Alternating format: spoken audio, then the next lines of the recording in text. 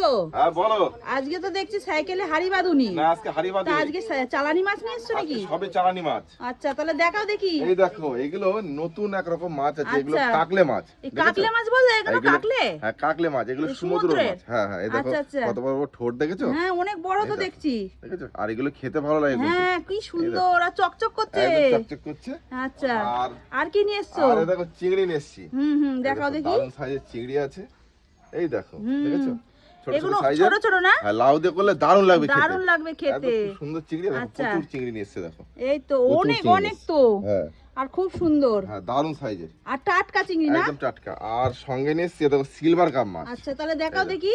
এগুলো silver cup মাছ। আচ্ছা এগুলো হালকা পাতলা ঝোল করলে ভালো লাগে। আলু দিয়ে ঝোল করলে হেভি সুন্দর লাগবে খেতে। আর চচ্চড়ি করলেও ভালো লাগবে। চচ্চড়ি ভালো লাগে। হ্যাঁ আর সঙ্গে নিয়ে এসেছি এই দেখো রুই মাছ। আচ্ছা অনেক বড় রুই তো এগুলো দেখছি। ডিম ছাড়া রুই আজকে দারুণ সাইজের মাছ দেখেছো? হ্যাঁ এগুলো ডিম নেই না? না ডিম নেই। আর আর তেলগুলো খুব সাদা সুন্দর তো হবে। লাল লাল রুই একেবারে মনে হচ্ছে টাটকা রুই না? একদম টাটকা রুই।